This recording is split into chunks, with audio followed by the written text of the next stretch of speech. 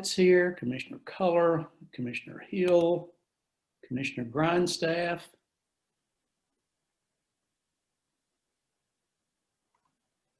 Give everybody a couple of more minutes. I think Commissioner Holdren and Interim Mayor Woodby is going to be on.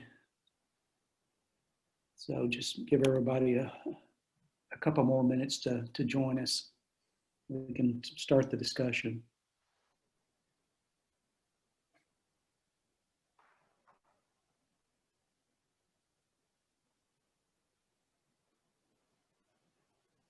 So Jonathan, you all are based in Nashville, is that it, or? No, we're actually based in Cookeville. Oh, okay, okay. A little closer to you. Yeah. I live in a small town called Salina on Del Hollow Lake.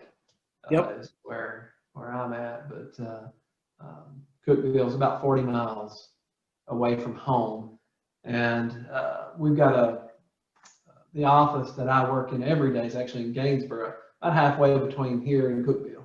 So, yeah. Well, Cookeville's a neat town too. I've been there often. A lot of neat towns in Tennessee. oh, yeah. I said I've got 3 small daughters, and my wife and my 3 daughters, we've explored more of Tennessee this year than we have in the last 8 years. And my oldest one's 8 years old, and so in the last 8 years we've gone a lot of places, but you know, sometimes you forsake those things that are a little closer to home, taking them for granted. And this year we've spent more time exploring closer to home. So. That's good. I know that would be meaningful for your daughters as a memory. We'd love to host you all here in East Tennessee, Northeast Tennessee, and where Tennessee began, by the way. Yeah. And hopefully you all can do that at some point in time. We'd love to get you out on the AT. I think as far as the Appalachian Trail is concerned, Carter County has the most mileage of any county out of the 2,800, how many ever miles there is. Yeah. And we got, if you're a trout fisherman, we got great trout streams here, probably the best on the East Coast. A lot of folks come here to do trout fishing or rafting on the Watauga and Doe Rivers. We got a pristine lake, Watauga Lake, that's probably in the top 5, if not the number 1, cleanest lakes in the nation. So it's a great place, and we all of us enjoy being a part of the community. Even sometimes when it's frustrating. Let's see. All right. Well, I don't see others that have joined us. And Jonathan, I really appreciate you taking time this evening to be with us. And I think we need to go ahead and start the discussion. You're meeting with primarily the members of, well, I think everybody who is on is members of Health and Welfare, which have taken this initiative over the past several months to try to have broadband access to all of Carter County, but particularly several rural areas of Carter County in the 1st, 2nd, and 6th districts. And those 1st, 2nd, and 6th districts are, 1st district is in the furthest east end of the county, known as Stony Creek. The 2nd district, Commissioner Hill is on here, which is Roan Mountain, closest to North Carolina. And the 6th district, I don't think we have anybody on tonight from the 6th, but it is probably the most needy district in that once you get to Little Milligan and Pogie, you're pretty much end of the line for any internet access. They're serviced by Comcast primarily. And as you know, that's a copper-based entity. So by the time we get to places like Little Milligan and Pogie, there's very little service. Speeds, upload, download are very poor at best. So um, I think that's what we're looking to supply first in Carter County. But for folks on the line, I think everybody's been certainly receiving the emails that Jonathan sent out. He is the president of Trilight Corporation, trilight.net. And Jonathan, I'll just turn it over to you and tell us what you do in the counties that you're in Tennessee, services that you guys provide, and just give us some background on your company and what y'all do. Okay. So, well, I appreciate that. And so just a little bit of background on me. So my day job, other than being the president of Trilight, I'm also the CEO of Twin Lakes Cooperative. So we're a telecom cooperative. Next year, we've been in business for 70 years. Wow. And we will be finished with our fiber to the home project. We serve 9 counties in eastern Middle Tennessee. So, you know, Clay, Jackson, Putnam, Pickett, Overton, Fentress, that Morgan, that general vicinity there. So if you're familiar with that part of the state, we serve all or part of 9 of those counties. We started on our fiber to the home initiative about 10 years ago, about the same time I became the CEO. And we will finish our fiber to the home project in March. So 100% of our membership within the cooperative will have fiber to the home, and we're a very rural area. So I was doing a little research. I think your county, about 57,000 in the last census. I'm not sure exactly where that is today, but you could take our smallest 5 or 6 counties, put them together, and would not reach the population of Carter County, right? So very small. Now, Putnam County is certainly an outlier to that, you know, Putnam County, Cookeville area. So we've got a little bit of both. We've got some of the most rural parts of the state, and then we've got kind of a micropolitan area around Cookeville. But a little bit of background, that's what we've done. My background is engineering. I was our engineering manager for a few years before becoming the CEO. And so kind of have a passion for making this stuff work in places that people say it can't work. That's what we've been doing for a long time and what we continue to do. And so we've been very successful as Twin Lakes, the entity. We've become financially successful as part of our endeavor to bring more broadband to more people. And we do a lot of work with cellular carriers. We do a lot of work. We have a large security company now. So we do a lot of different things, not just your traditional broadband, phone. We do television, we do security, smart home, cybersecurity assessments, you name it. If it's in the telecom space, we pretty much do it. A few years ago, I was working with a good friend of ours, an electric cooperative. We were exploring some issues, and those issues had absolutely nothing to do with broadband. But at the end of the meeting, the gentleman's name's Roddy. He's the CEO at Volunteer Energy Cooperative, which happens to be the largest cooperative in the state of Tennessee. I was leaving. I said, Roddy, I said, you know, if you ever need anything, let me know. And that's kind of how a lot of people end the conversation. But I didn't make it back to the office before he called me. And he said, you know, I do have a problem. The area that we overlap with you at Twin Lakes area, every one of those members have fiber to the home. Every one of them have a gig. They can get it for $75 for a gig service in the most rural parts that overlap with you. But down here next to Chattanooga, in Bradley County, and Meigs County, and Polk County, and all these areas down here closer to Chattanooga, man, they don't have a lot. It's hurting housing, it's hurting real estate, it's hurting job creation, it's hurting education, it's hurting healthcare. They just don't have broadband. What do you think we could do? And so we worked together for several months, actually, came up with a pilot program in which they built the fiber network, physically built it. We took care of everything else. We take care of billing, collecting, all the electronic components, provisioning, everything it takes to make a network work, with the exception of putting the cable on the poles. And so they take care of that part because they own the poles, they own the right of way, they have that access. So we started that project. That's been over 4 years ago. We started that project. And that pilot went well, and we've grown that pilot. Their board just last month voted to continue the expansion of that fiber network to 62,000 additional houses. So it's a $104 million fiber project for 5 additional counties where we're working down there. Of course, they serve a large geographic area. That's went well, and of course, that got the attention of some people in the state. So we did several presentations for municipal electric associations and electric cooperative associations, and we gained a little more traction. And since that time, we started a company called Tri-Light.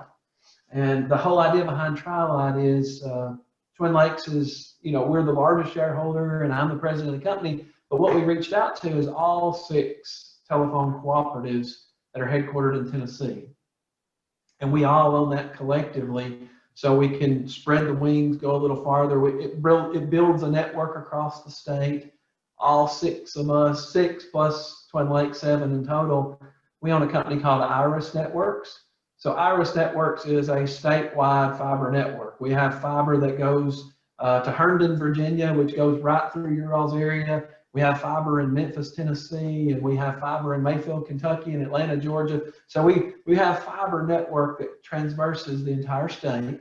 And the primary purpose of that business, we provide internet connectivity to enterprises and other service providers. So we enable providers to be providers.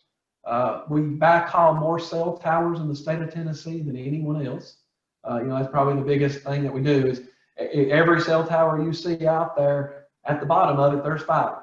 Very few of them are microwave. There are some that are wireless to the next tower, and then they get on a fiber network. But that's what we've been doing. We've been doing that for a long, long time. And so I just share all that to give you a little bit of background that fiber connectivity, making broadband work in places that, again, people say that it can't work, has been what we've done for many, many years. And so Tri-Light's, our biggest partnership that we're doing right now that's closest to you all is with Appalachian Electric. So just down the road from you all, you're probably talking another 60 miles to their edge, where they're in Hamlin County there, probably closest to you. But we're working with them now. We're deploying fiber. They have 47,000 members that they're building fiber to. Plan on having that done in about 3 more years. So right now we've got about 14,000 done. And of course, we'll get the balance over the next 3 years. And so we're working with them, working with the city of Newport. Newport's had some issues. You may be aware of some of the issues that Newport has had. And so we're doing some work with them to try to help get that back. I don't know what the best way is, on the straight and narrow, or whatever you want to call it. But we're trying to work with them on some issues they've had on that project. We've built business models, about 11 business models now for municipals, electric co-ops, whoever the case may be, full-blown business models. And we've done several what we call kind of mini models, where just take a look at it and say, hey, is this thing even close to feasible? And what do you need to make it feasible? And then we kind of dig in a little bit deeper and say, okay, let's actually do an engineering design. What would this thing actually look like? And build a full-blown business model with income statements, balance sheet, profit model, something you could go, if you wanted to go, in your all's case, to some type of a bonding arrangement, or if you wanted to partner with someone else, this is the kind of stuff they're going to ask for. So you would have it in hand and ready to move forward. That's the basics. We work with the state of Tennessee, Broadband Accessibility Act that got passed 3 years ago.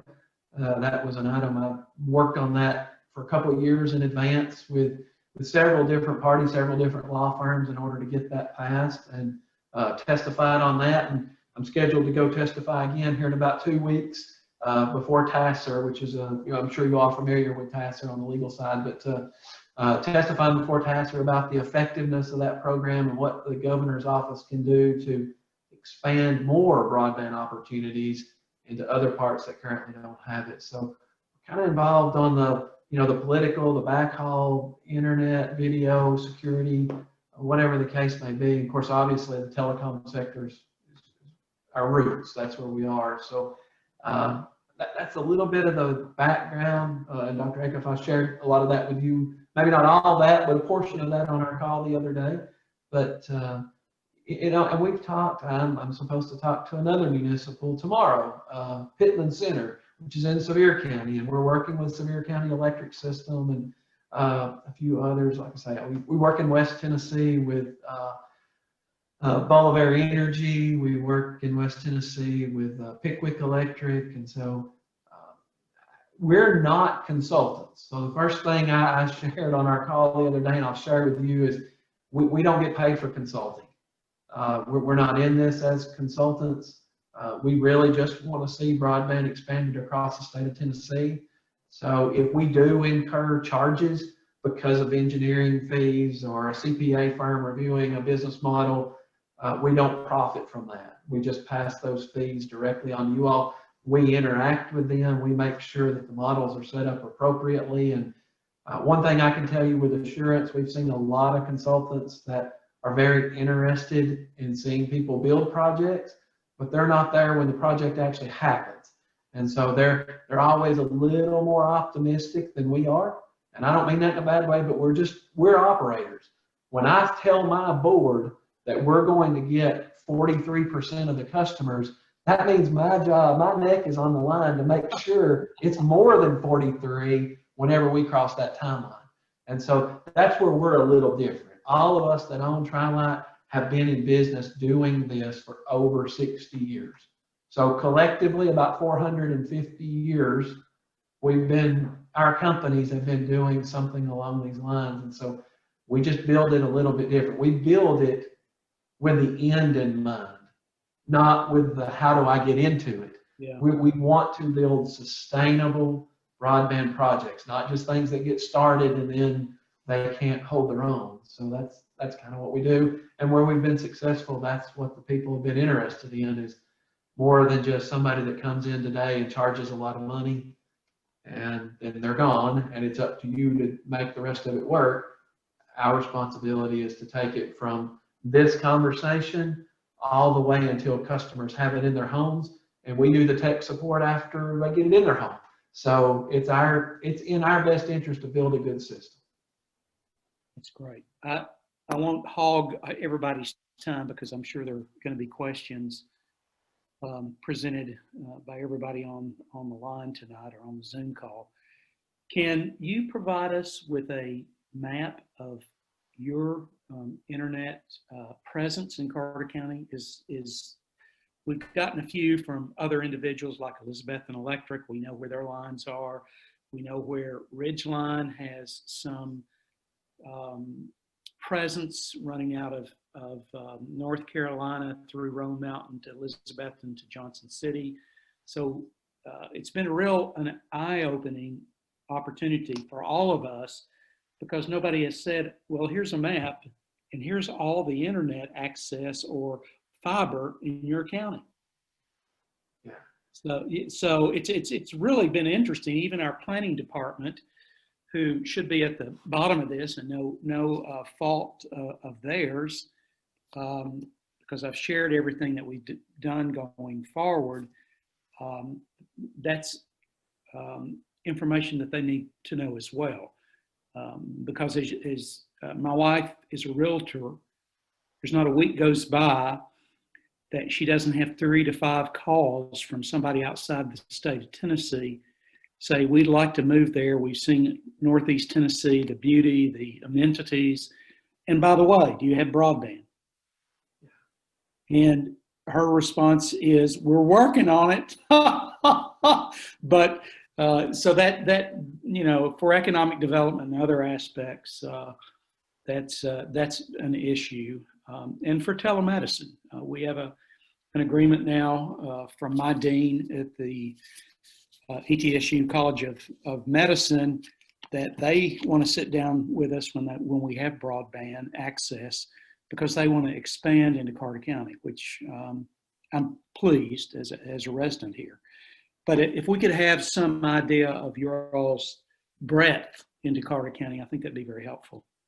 Yeah, and I mean, I can share just a little background. I mean, it's very limited. I mean, Iris has very limited amount of fiber in Carter County, right? That's one of the things I want to share with you. I mean, we don't have a significant presence in Carter County, but I will share with you this. I mean, prior to working with like Appalachian or working with Volunteer, we had no practical presence. We had a single point of presence, a gateway to the internet there that gave us basically tentacles out into the rest of the world so that we could provide that. I mean, you basically start with a starting point and then go from there. The reality is most of the fiber that's built through a county is what they call long haul fiber or middle mile. It's not really set up to serve your house. It doesn't have the loops, it doesn't have the access points, it doesn't have the quantity of fiber required to hook up all the houses along the way. You don't tap into fiber like you would like with a coax system or a water line or whatever. You know, there's a certain size and you just tap along to it. There's actually a dedicated fiber tube within a large fiber cable. There is a single piece of glass that goes to each one of the homes. And so when those were built, generally they weren't built near large enough to connect all those homes. You end up reconstructing most of the network anyway. So one of the reasons, you know, we partner with electrics a lot of times, they have the right of way. You know, they have poles, they have leases and easements, and they have substations where they own property. And we work with them primarily so that we can expedite the process, so that we've got a good clean path in order to build that fiber network out to the homes. They actually usually construct the fiber and then they let us run it. What we found, there's a lot of electrics that want to help the broadband situation, but they don't want to dive in head first. They don't want to be a service provider. I've got a set of slides that I shared at a national conference for electric co-ops one time, and on the slide it was a picture of a toaster. And that's all it was on the slide. And I said, I want to ask you all a question about this toaster. I said, you're all in the electric business. A toaster won't work without it. Never seen a battery powered toaster, right? You know, so my toaster at home requires electricity. And if I get up in the morning and I put some toast in my toaster and it doesn't work, do I call the electric company? Because in my world, I'm in the telecom world. If anything in my house, if this Wi-Fi doesn't work on this Apple device, I call Twin Lakes. I do. It's just my natural inclination that I'm going to call my internet provider about anything related to the internet. But the electric business is different. You don't call your local electric provider if there's an outlet that doesn't work in your house. You don't call if the toaster doesn't toast in the morning. And so I call it toaster tech support. And electrics don't like going in homes. As a general rule, they have worked the last 100 years of their existence to demarc on the outside of the home. They don't want anything to do with inside. There's a whole division of electricians and people that work within the home, and they proudly support that group so that they don't have to go in the home. And so we run into that a lot. Electrics want to help, but they want to stop outside the house. They don't want to do tech support. They don't want to do billing. They don't want to do, you know, broadband related things. But that's why we work with electrics primarily, is finding those people that have the poles in place. You don't have to work with them, but I will tell you, it will save you millions of dollars and lots of days, weeks, months, in some cases years, in all the permitting processes that you're going to have to go through to start from scratch. And it's usually the biggest deterrent from an outside party coming into a Carter County to compete with a Spectrum or a Comcast or a whoever, you know, or an AT&T or a CenturyLink or whatever the case may be, is all of that process to get started. And by utilizing an existing electric provider, it just expedites and makes the business model work. Mr. West. Yes, sir. I'm Mike Hill from Roan Mountain. Hi, we've done a fair amount of research into this, and we have a local electric co-op, Mountain Electric, who actually expressed zero interest in getting into broadband, and citing that when they did do a survey about a decade ago, that it was going to cost them $60 million to get into, you know, and they were going to have to develop a whole extra line of business. Are you guys able to change those minds at all then, if they're the ones that own the poles? Yeah, I mean, that's what we do, Mike. That's my purpose in life about half of the time that I'm awake, is is to talk to electrics that are in the exact same boat, that say, we don't want, it's $60 million to build Carter County, it'll never work. And I tell them, you're absolutely right. If you start from scratch, it's going to cost $60 million. But all of those electronic components that you would have to buy by doing it on your own, you can partner with us and you don't have to buy any of those. We already have them in place. All of those systems are sitting there in either Cookeville or Gainesville. We have connectivity. So you take advantage of about $25 million worth of electronics that's already sitting in a room ready to go with extra capacity, and then just build the line. Just focus on building what you build today. Digger derrick trucks, bucket trucks, putting stuff on poles, running it to the side of the house. Don't worry about going in houses. I know you don't want to go in houses. I know you don't want any more tech support calls. What we do is convince those people that this is a doable situation. And you can look at it at AEC, for instance. What we do, Mike, is we take all of our bills, say Tri-Light, powered by AEC. At VEC, they say Twin Lakes, powered by VEC Fiber. So we give them credit for what they're doing to help the community, to build up the broadband network, but they just don't have to do all of that last mile legwork. And that's how our models work. There's probably not a business model that a private individual can come around and say, hey, I think I can build Carter County. And just start from scratch. I'm going to be the one that comes in and just puts all brand new lines in, order off. How many people do you know have 25 million sitting around for a startup?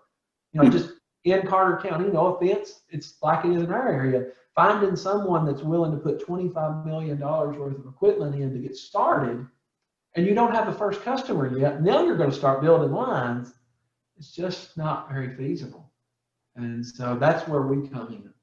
And so working with the Mountain Electric, for instance, that might be apprehensive about getting in the broadband business. They might not be near as apprehensive about working on just constructing fiber, when our business model, we guarantee them a fiber lease payment each month to cover their debt.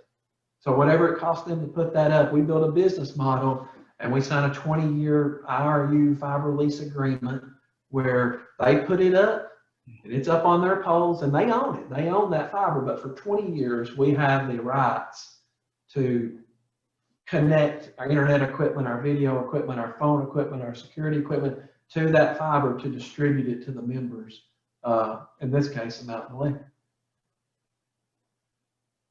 Long answer for a short question, Mike. I'm sorry, but that's what we're passionate about.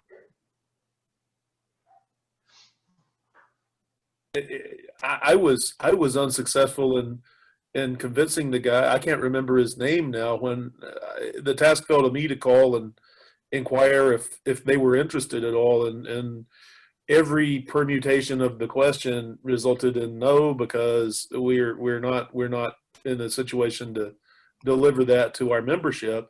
And of course, their membership goes all the way down into Avery County, North Carolina. So they cross the state lines. I don't know if that's an issue either, but do you guys then deliver? I mean, you basically provide the entire package, but from a backbone of some sort. You provide the complete package, the billing, the customer service, and all into the house, and convince the power company that it's okay. Yep, that's what we do. And I actually have a really good relationship with TVA and Jennifer Brogdon, which is their Vice President of Regulatory Affairs. And we work with TVA. I presented business models to TVA to make sure they're okay with the regulatory side, because that's the very first comment that someone that doesn't want to get in the business is going to say, well, I don't want to jump through the hoops with TVA. You don't have to. They've already vetted our business model. They've reviewed our agreements. We're going to be changing the names and, shifting some stuff around, but they've read this before. Their attorney that is in charge of all of their pole attachment agreements, I know him. He lives there in Knoxville. So, I mean, it's we've been down this road, and we can usually provide them with a little bit of comfort. Now, look, I can't promise you that the business model will work. I shared that with Dr. Acuff when we were on the phone, that, since we're not consultants, our job is to give you an honest business model. And we're operators, so I can't fudge the numbers to make them look better. That's only going to hurt me, right? So we build business models, and I can't promise you that it will work. I just can't. But if it does work, we've got quite a bit of experience helping electric co-ops see how it can work and how it can work without it being just an insurmountable task that they're scared to jump into. And I've noticed that Mountain covers, it's difficult for me to put a percentage on it, but I would say what, 65, 70% Carter County? I mean, guessing. Well, the rural areas. I'm looking at the map right now, so. Certainly my district, District 2, that's, they provide service to Roan Mountain. And from Fish Springs community on around toward Pogey, and a tiny bit of Hampton, the Mountain Electric folks. I know this because of some grant stuff I've been dealing with. Another question. So how do you guys then, you would make application for the grant, and then you would put up your organizational dollars as the matching funds? And what do you need to see in the way of takers? I think, I don't know if that's an industry term, but potential customers, I guess. And how do you evaluate what you would invest as far as the dollar match? Yeah, or such a thing. Right. So take rates, what you're referring to. Take rates that commonly used, you know, subscribers, take rate, whatever. We build a holistic business model, and we always share that with the partner, right? We don't build it in a vacuum. We build it in partnership with the other person. They can see every single sale. It's not just a PDF that we send over to them and they read 6 pages and they don't understand how it was built. It's a huge spreadsheet. They can see every inch of it, and we do. We actually own, in all the cases thus far, we own all the electronic components. So our match is all of the electronics it takes to make this work. We own the physical ONT that's on the side of the home, the routers back in the offices, the electronic components that make all this work. We own it. We pay for it ourselves, and so that's generally the matching dollars that come in. Now, who's the upfront entity? Well, it depends on which grant program you're working with. So RDOF is the one that's hot on everybody's mouth right now because it starts in 14 days. Well, 13 days, 18 hours from now, the RDOF auction, the largest auction for broadband in the history of the United States of America, will begin. $20 billion will be auctioned off for people that are willing to put broadband into places that don't have it today. Now, they won't fund a penny for a competitor, but if there's no broadband out there today, the federal government says, look, we believe it's important enough that everybody have it. We're going to put up $20 billion, and that money is not a grant, it's a 10-year subsidy. So you're at an auction, and whoever will build the broadband to the most people for the least amount of dollars get the dollars in equal monthly payments over 120 months. That's how it works. And again, that so when you say competitor, what would your headwinds be with competitors? I mean, we have some CenturyLink. There's some Spectrum sporadically, mostly along Highway 19. But the speed, the internet speeds they're providing, in the case of CenturyLink, it's not even 1.5 download speed. So they don't even come close to meeting the threshold of like these government definitions of high-speed internet right now. Do they pose a problem? Yeah, let me show you, if you don't mind. Do you mind if I share my screen? Sure. I'll show you all a map of Carter County where the federal government thinks you don't have broadband and where they think you do. Okay, so that's might be a, may have to get. Abby, I think you have to let him do that, if I'm not mistaken, but, oh, he's the co-host now. Okay, go. All right, yep, got it now. All right, so you should be able to see a Google Earth, I think. Yeah. It works like it has every other time today. So there's a Google Earth map of Carter County, and There's some blue area. Now let me change the color, give you a little more.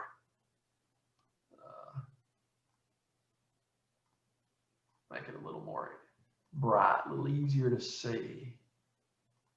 Maybe even brighter still.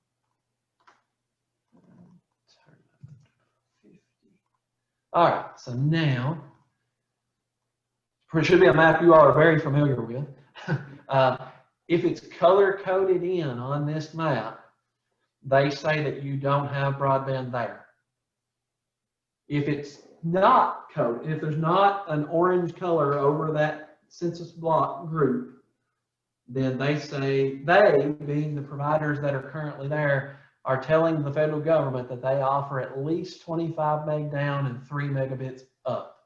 And this, if your map's accurate, you'll be the first ones that I spoke to out of several hundred across the country. But this is what the auction is based on. So what you see before you is a map, but it's actually the federal issued map for eligible areas for the RDOF auction that begins in 2 weeks. And so your uphill battle comes from this.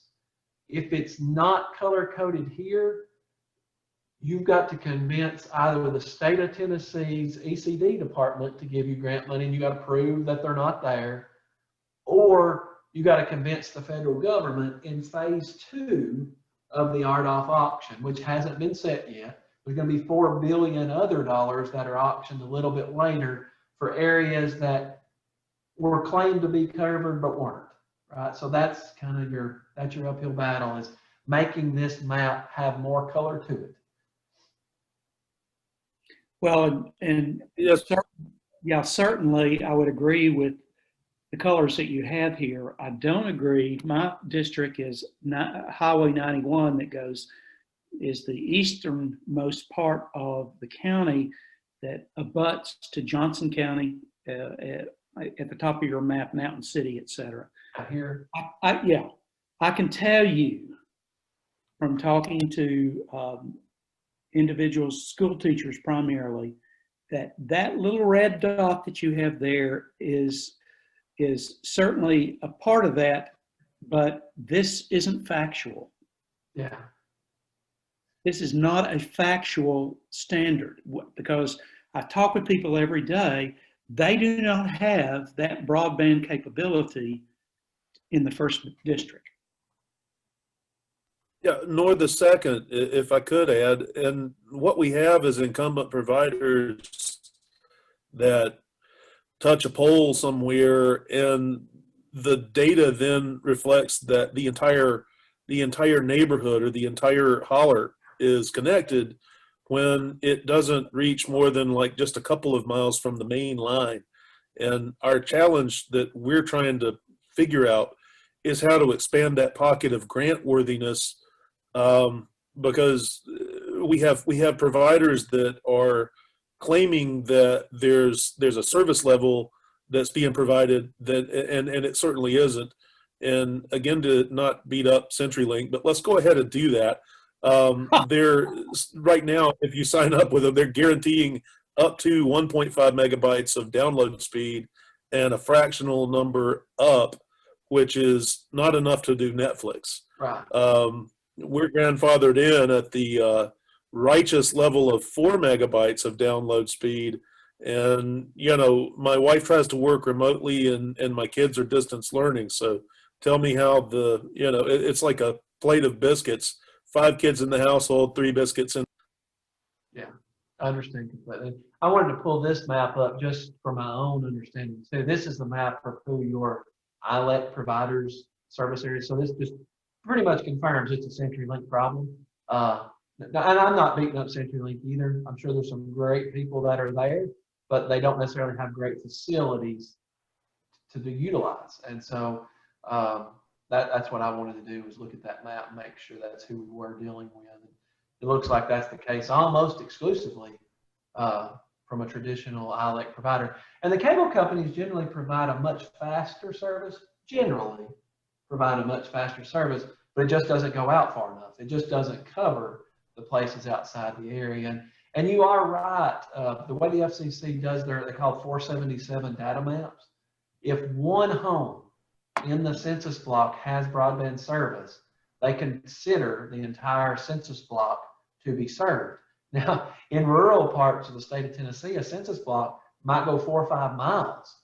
It might be a 4 or 5 mile area basically in the diameter of a circle. If you're looking at a circle, they're never circular. These are census blocks, and you can see they range in size from, this is a census block, but so is this. It depends on how many homes are within that area. They actually think, and I put together a spreadsheet here a little earlier just so I could state factual numbers. In Carter County, the FCC believes there are 736 homes that do not have broadband. That's the number. That's the federal data that just got published like 2 weeks ago. And so they're willing to provide, in order to serve those 736 people that are all within those colored areas on the map, they're willing to provide not more than $1.9 million. That's the opening bid to serve all of Carter County.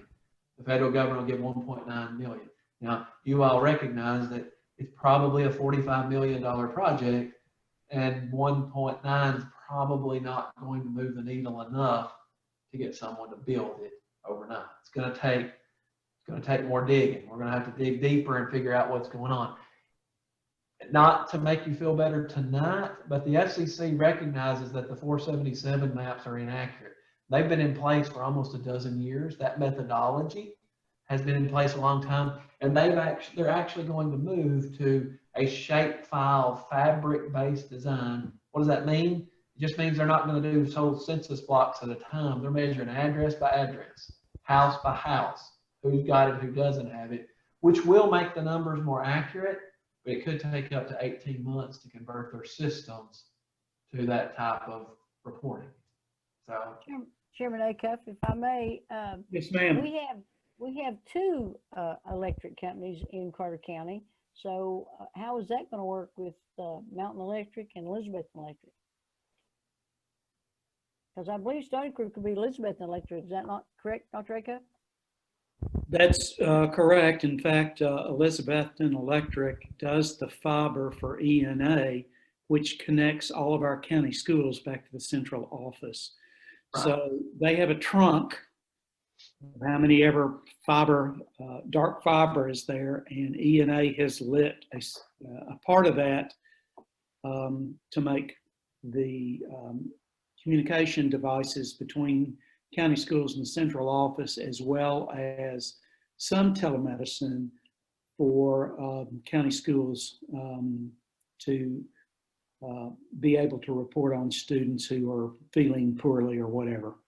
So, but in my discussions with the marketing person, which is Kenny Markland at Elizabethton Electric, they haven't shown much interest in this arena at all, even though they've got a lot of dark fiber that runs through the county.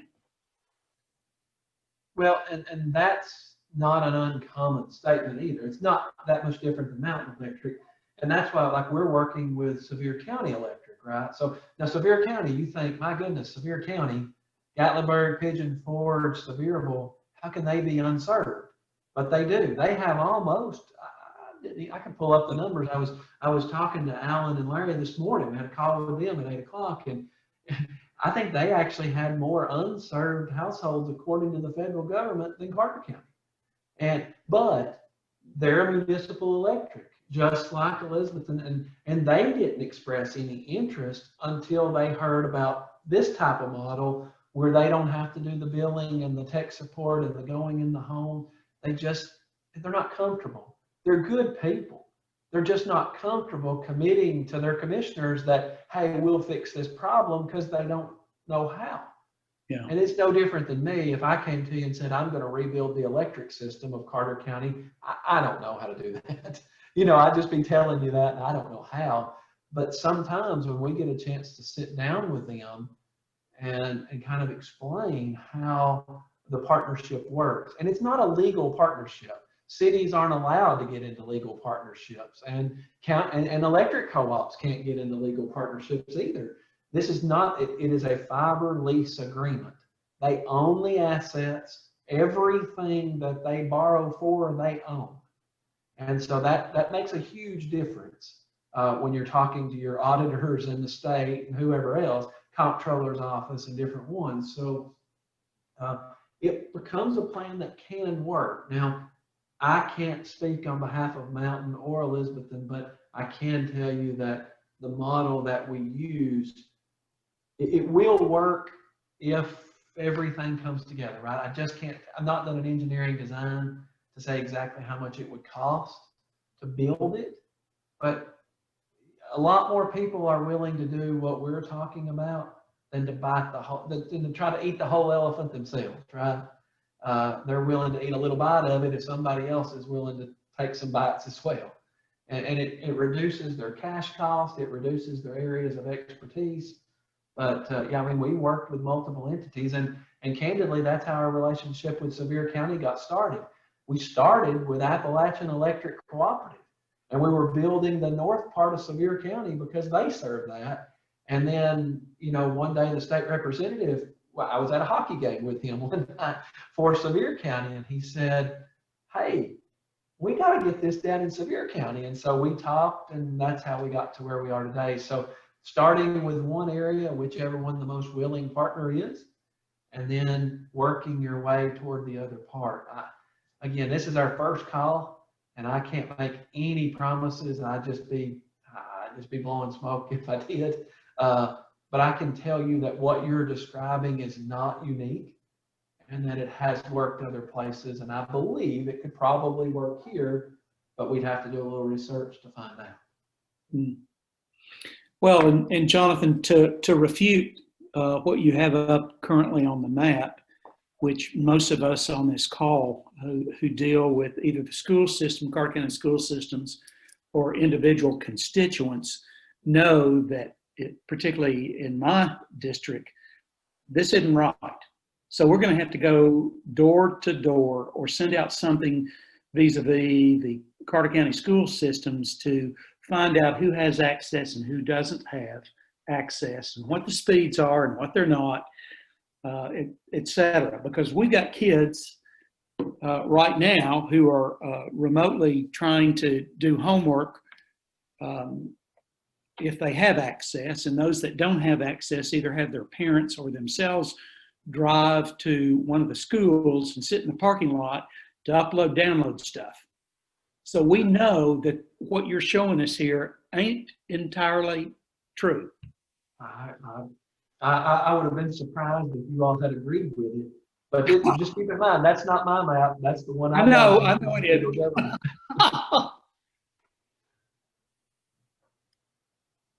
Yeah, I think you've got a common issue.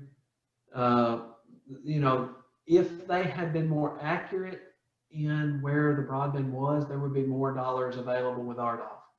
To be candid with you, and being honest is the only thing I know to do, because if this is a long-term relationship, I'd rather just start out on the right foot. Amen. I have a map of the entire state of Tennessee and every single dollar that the federal government is offering. And I can tell you where the best spots in the state are for building a business model and where they're not. If you had fallen into that category of best, I would have already called you.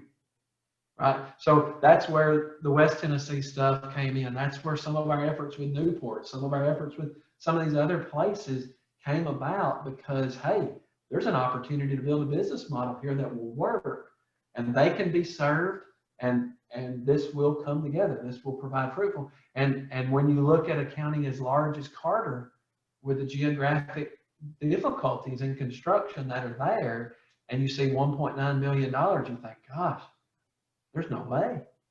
You know, there's no way to take 1.9 million and stretch it to 45. Yeah. You know, you can take 1.9 and stretch it to 3 or 4 or 5, 6 or 7, depending on the population density in some of the towns. You can't stretch it to 45. Right. And so that's where got to figure out a way to seek alternatives. Now, RUS, Rural Utility Service, through the Department of Agriculture, I guarantee you has a relationship with Mountain Electric. They have a program called Reconnect. That is more grant funds that are available for rural electric cooperatives primarily. And that round 2 of that is over, but round 3 is pending. I was on the phone today. James Wilson is the director for RUS programs in the state of Tennessee, and for broadband programs, I should say, not for all programs. Jim Tracy, used to be Senator Tracy. Some of you all may have remembered him. He was the chairman of Transportation Committee for a while. He's actually the state director now for USDA. And talking to James today, I'm thinking, and he's thinking, that depending on the election outcome, honestly, people don't think the election outcome is going to have any negative impact on grant dollars. This is a bipartisan thing. I mean, it's one of the few bipartisan things that are out there. It looks like that program is going to have $650 million for grant funds, and then you leverage that, turns it into 1.3. And I know that's not as much as 20 billion, but it's restricted to just electric co-op serving areas like this. And so because of that, there's more, it goes farther, right? There's fewer entities that are vying for the dollars, so your odds go up. And I think that might be the next best program coming out. There will be more funding. There will be an infrastructure. I'm not getting into politics, but what do we got? Like 3 weeks from now, there's going to be something happen one way or the other. There's going to be some movement, some shaking, some things are going to happen. And regardless of what they are, there are some things that have been in the wings that are going to come out. Some other grant programs for broadband. So we just have to wait and see once the election's over, which version of the programs actually get voted on and make it out the door. Yeah. A couple of things, and I think Isaiah Grindstaff is on. He's not only a commissioner, but also essentially head of IT for the Sheriff's Department. And the other reason we know that this map isn't correct is because we got communication problems for our first responders throughout Carter County. We're looking at a new communication system, which certainly would be, some of that will be fiber based. And I just want to know, Jonathan, what obviously, other than going house to house, door to door, and collecting this data, what other things would we need to provide in some sort of grant packaging or to any federal entity, the FCC or whoever, to tell them, hey, this is wrong and we can prove it to you? Yeah, it depends on which federal entity you're applying. And I hate to say it, I mean, I just try to be honest. It's not a good answer, but with RUS and USDA, the way that you prove it to them, and the way you prove it to ECD and the FCC are all different. So the FCC, you can't. There is not a waiver process for reverse auctions. You're just going to have to wait for their fabric for the FCC. Now, for Reconnect through USDA, they do have exactly what you're talking about. You can go out and provide proof of where service is and where it's not. There's different ways to do that. James Wilson, the gentleman I was talking about, he will actually come to Carter County and validate whether your proof is legitimate or not. And once he gives you the stamp of approval on new areas that are truly unserved, you can build those into the shape files. So with the FCC, they Get him to here. What's that? How do we get this gentleman here? How do we make that happen? Get it to come by default. You have to do all the legwork, and then he comes and validates. So let's just say you found 1,000 more homes that weren't served. You put together a list of 1,000 homes that aren't served. He'll do a random sampling. He'll look on the pole or on the ground and say, you're absolutely right. The technology that is at this home is not capable of delivering what they said. He'll spot check it to validate that you've been honest, because people might fudge on this, as you can imagine. So they've got to have a little check in place, and James is the field check for that. There's other ways though. You don't necessarily have to just do a survey per se.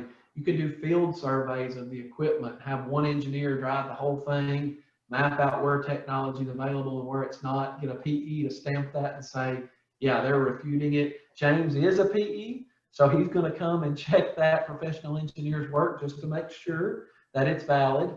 That's a way. There are, so that's your kind of your reconnect. Now, if you're talking ECD, it's a little easier.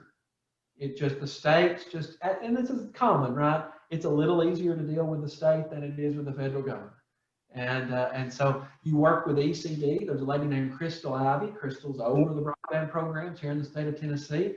You work with her to develop basically a method to define it and get her to approve it, right? She'll work with us, work with you, work with us to say, yes, that's a valid way to definitively refute what the map says, and then they'll allow it into their grant program. Now, the state's grant program is limited to $2 million. So you can do a $4 million project 50-50, or you could do a $10 million project that's 80-20, but each of their projects, each year, you're limited as a single provider. So a mountain, the most they could get in 1 year is $2 million per year. Yeah.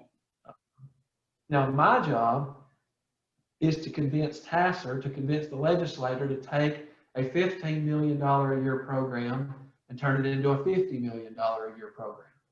And we hired Tennessee Tech to do a study that shows the economic return, and it's called a RIMI model for what the economic analysis, economic impact would be if the state would just invest more in broadband. They'd get more back in tax dollars and GDP. I mean, lots of ways to prove that it's a good investment for them. That's my responsibility in 2 weeks, try to get that number up higher and higher so that $2 million projects become $4 million projects and $5 million projects. And then you're talking about the ability to actually get it done. And 2 million will get, if all you were looking to do is just serve the parts that are on this map and not necessarily like up here and here and here, these little outliers, but like if you wanted to just build a chunk, $2 million would go a long, long way to cutting out this section, this southeast portion below the lake. But it's not going to cover the whole county. Yeah.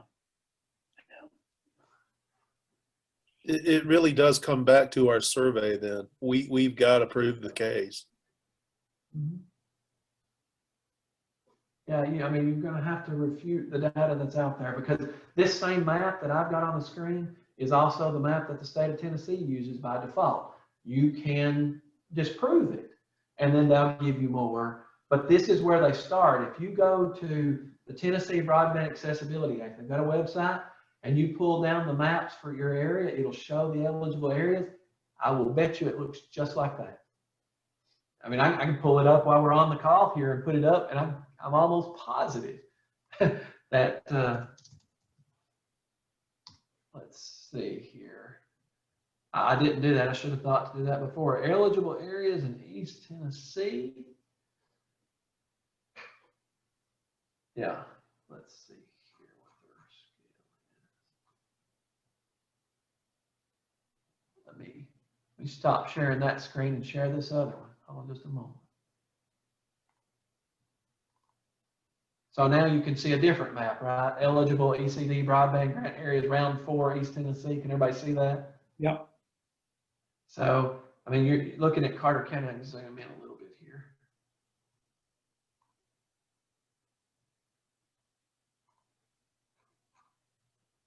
Sorry, I've got a. Yeah, I see it. Yeah. There we go. So again, it shows a little bit more. You're looking for those dark blue areas, and if you just look, it's a eerily similar shape to what you've seen before. And then you see those little spots, you know, scattered around, but primarily the areas you see on this map. This shows every census block, but the bidding areas are what they call census block groups, collections of smaller census blocks. So this is the state's version of grant eligible areas, and then of course the other map that I was sharing with you is your federal map. Hmm.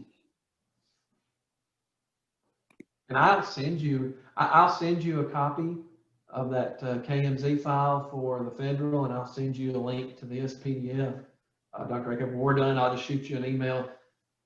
You may or That's may great. not want them, but you'll have them. Thank you. Thank you. Appreciate that very much. Any other questions or discussion, or Isaiah, you hadn't weighed in tonight. Do you have any comments? You're our go-to guy on this issue. No, I've just been listening to everything that's been presented. You know, I think we come back to the same issues that we've come back to over the past several years. You know, I think that we keep trying to put in for these grants and we keep getting the same information, you know, of, well, the state, you know, is convinced a bit more about how bad our internet is in certain areas. The federal government is completely and totally convinced that our internet is absolutely amazing in almost all of our areas. And, you know, I can tell you from working at the sheriff's office, from working at the county schools, from talking to different constituents of different areas, you know, that's definitely not the case. And, you know, I'm almost to the point, I think that, you know, we need to start looking at you know, I think the schools, using the schools and being able to contact each and every through the schools, each and every person through the schools is a great method of communication. But I also think that we need to start looking at developing a plan of action with a some sort of consulting company through maybe through ECDBG, similar to what they've done with the ENA monies when we got the ENA monies for that grant.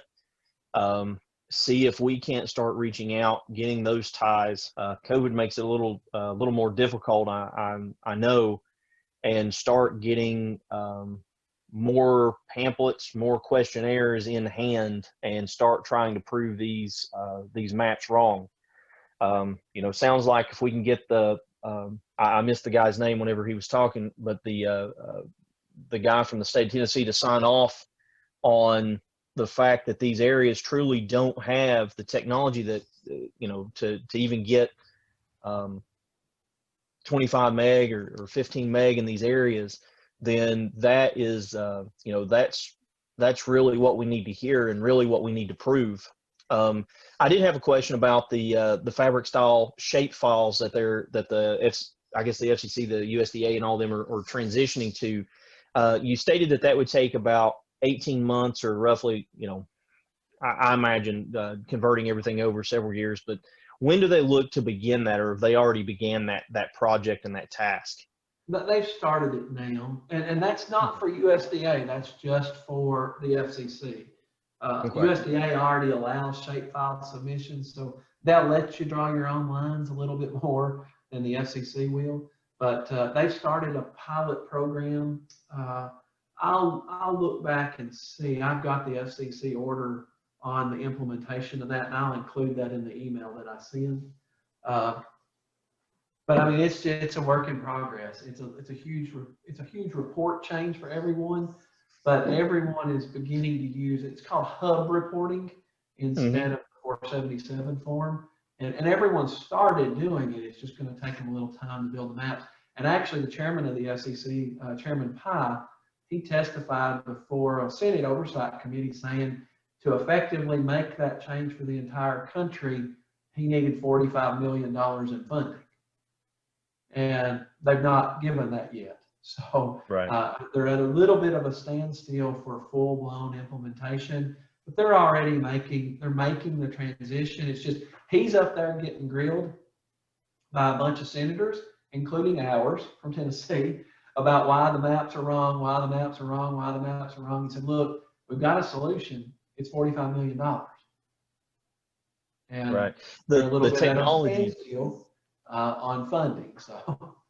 Right. The technology changes, you know, that you got to think just within the last, you know, companies like you and several others that have popped up, you know, in our areas in rural Tennessee, you know, like you stated, primarily we rely on CenturyLink, and then CenturyLink's been CenturyLink, and they've been Embark, and they've been Sprint, and they've been everything under the sun, and traded us around to provide that coverage.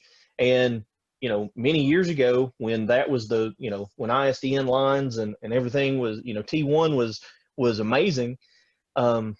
The technology, you could almost say, oh yeah, if we touch this one neighborhood, of course we can provide service for the rest of the neighborhood. But now, fairly often we have to speak with somebody from CenturyLink about different poles or different structures, and they just come out and tell you, engineers in this area, listen, what do you expect out of 25 to 50-year-old transmission lines, copper transmission lines that, not only have they outlived their usefulness for, telecommunications, but they can't push that bandwidth. It's just not made for it. And they never were made for it. So I know that I greatly appreciate what you've done and what you've been able to do in like Overton and some of those areas that you had mentioned. And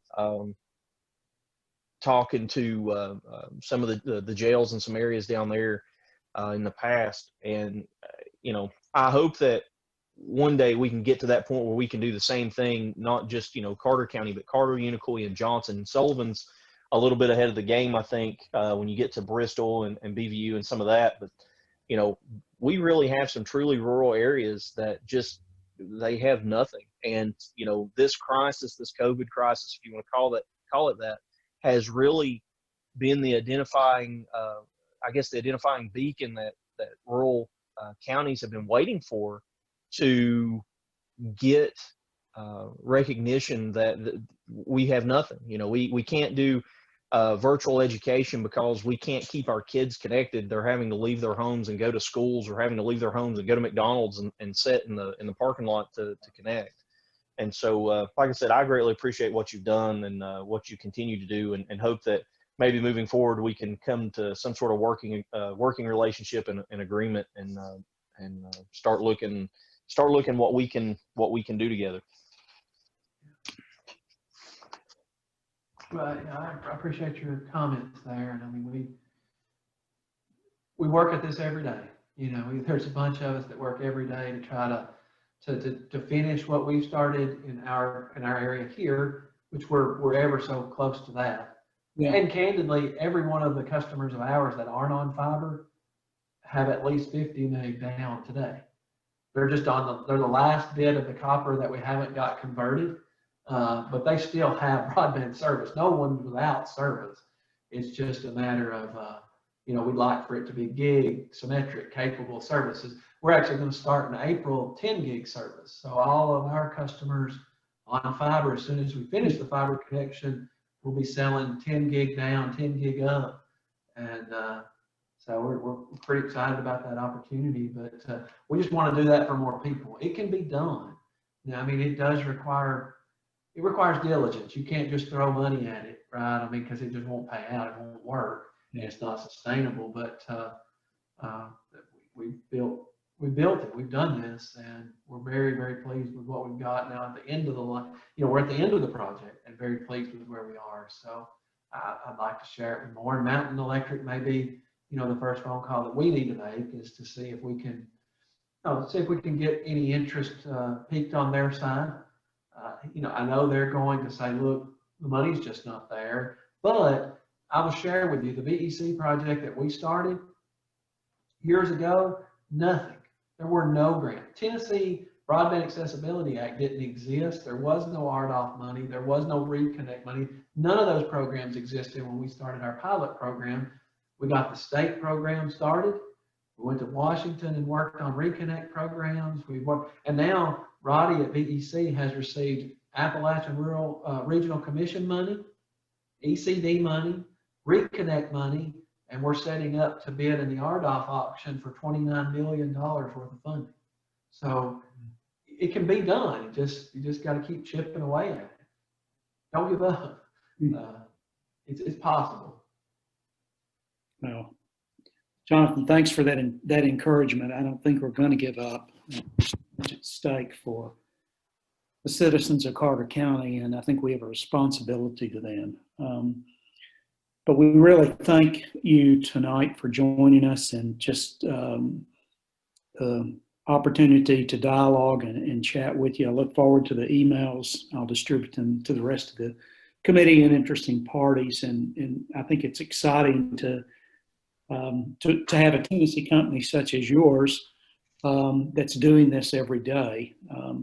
As I think I told you when we chatted a couple of weeks ago, maybe, that we'd looked at Blue Ridge Energy Ridgeline, because they do have a fairly large trunk that runs out of North Carolina, Western North Carolina, into Roan Mountain, through Elizabeth and up to Johnson City. But certainly, we can't deliberate to an end here, but we would much rather do business with a Tennessee company for all the obvious reasons. So hopefully we can keep this going. And again, I just thank you for making time for us this evening. I'm glad to get to do it. It's a passion of mine, so it's not, I love what you do. You'll never work another day in your life, so I do it every day. That's right. That's right. Yeah. So any other questions or items that we would like Jonathan to provide us, or information we need to move forward? I just want to say thanks, Mr. West, for considering us and taking the time tonight. I would like to echo that as well. Thank you very much. Very welcome. All right. Hearing none other for the good of the cause, Jonathan, thanks so much for your time tonight. Thanks everybody for being a part of this, and we'll move it forward the best we can and as quick as we can. So thank Have you. a great night. I'll send you an email here in a few minutes. All right. Thanks. Good night, Appreciate you. See y'all. Thanks, everybody. Thanks, Hey, everybody. Have a good night. night.